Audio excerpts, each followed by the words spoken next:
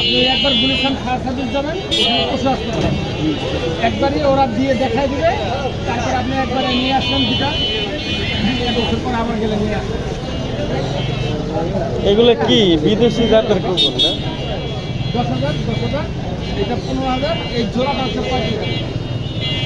এটা প্রেগনেন্ট আছে।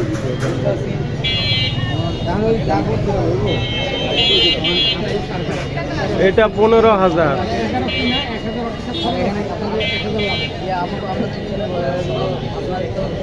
সব আমি দেখি। কেউ চাইলে আমার কাছে নিয়ে আসবেন, কে চাইছে কাজ না দেখি ভালো রাখি।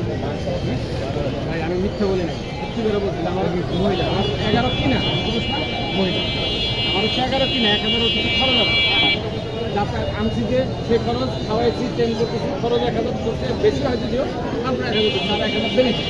এখন আপনি যদি বেনিফিট না দেন তাও খুশি, যদি দেন তাও।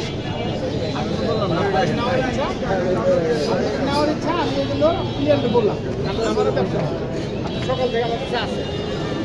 কারণ আপনি যদি বলেন ভাই না 1,000 টাকা 500 লাভ দিবেন, যদি বলেন ভাই না ঠিক আছে আপনার কাছে ভালো লাগছে, আপনি 1,000 পুরো লাভ দিবেন, আমি বেশি দাম আমি করি না। বাসায় দাম যদি আজকে ঘুরেন যদি নতুন চিলাচিলি করবেন,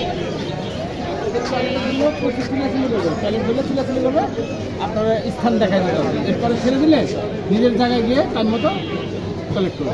বাইরে রাখলে চিলাচিলি করবে, ছেড়ে রাখলে গিয়ে কালেক্ট করবে। আর একটা কুকুরও কোনো ঘরে কামড় দেবে না, কাউকে না।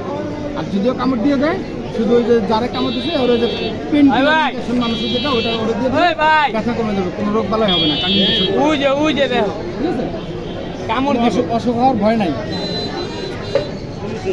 ওটা গেলে না দেখ